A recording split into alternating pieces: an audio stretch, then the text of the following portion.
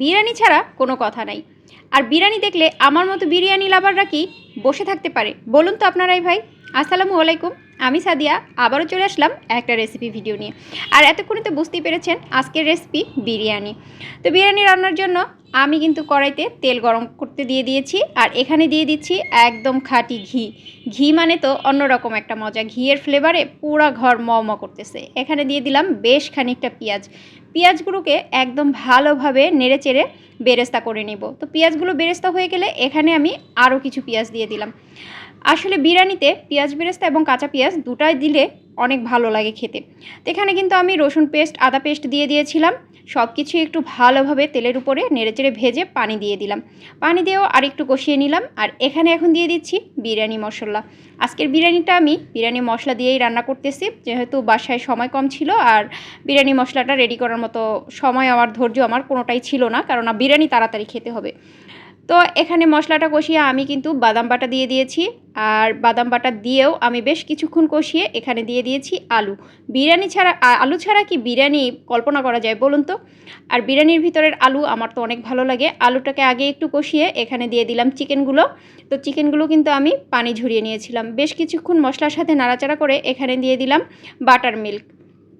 আর আমি আজকে যে বিরিয়ানি মশলাটা ব্যবহার করেছি এটা হচ্ছে শানের বিরিয়ানি মশলা। যদিও আমি কোনো ব্র্যান্ড প্রমোটার না, তবুও চিকেন বিরিয়ানিতে আমার শানের মশলাটা ভালো লাগে, এজন্য শুধু আপনাদেরকে বলে দিলাম। তো আপনাদেরও যদি ভালো লাগে ট্রাই করে দেখতে পারেন। তা আমি কিন্তু মুরগিটাকে ঢেকে দিয়েছিলাম। চিকেনটা বেশ অনেকক্ষণ কষানোর পরে ঢেকে দিলাম। এর ভিতর থেকে কিন্তু বেশ খানিকটা পানি বের হয়ে গিয়েছে। তো আমি আবারও ঢেকে আরও কিছুক্ষণ কষিয়ে নিয়েছি। আর এখানে আমি এখন দিয়ে দিচ্ছি পোলাওর চাল। আর আজকে পোলাওর চালের পানি ঝরাতে আমার মনে ছিল না, যে কারণে একটু আমি একটা হ্যাসেলেই পড়ে গিয়েছিলাম। যাই হোক, পানিগুলো আমি একটু হাতে ঝারিয়েই চালগুলো দিয়ে দিয়েছি। আর এখন কিন্তু চালগুলো মশলার সাথে ভালোভাবে কষিয়ে নিতে হবে। আর কিছুটা মশলা আমি রেখে দিয়েছিলাম, এটা এখন আমি দিয়ে দিচ্ছি। এভাবে করে চালের উপরে আরও কিছু মশলা দিয়ে দিলে কিন্তু বিরিয়ানির ফ্লেভারটা একদম শেষ পর্যন্ত থাকে।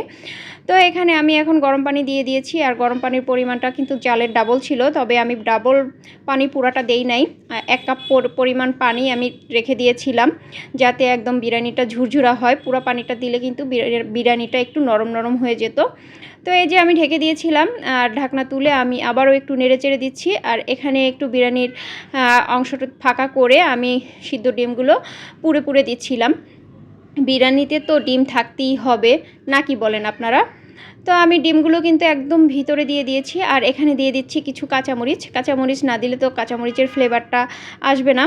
তো পরিশেষে আমার বিরিয়ানি রান্না কিন্তু শেষ। আর উপর থেকে আমি এখন একটু পেঁয়াজ বেরেস্তা দিয়ে দিয়েছি। এখন তো শুধু খাওয়া আর খাওয়া। বিরিয়ানি মানে অন্যরকম মজা। আমি বিরিয়ানি খুব পছন্দ করি। তো আমার বিরিয়ানি রান্নাটা কেমন হলো অবশ্যই সবাই কমেন্ট বক্সে জানাবেন। আর আজকের মতো আমি এখানেই বিদায় নিচ্ছি। ভালো থাকবেন সবাই, আল্লাহ হাফেজ।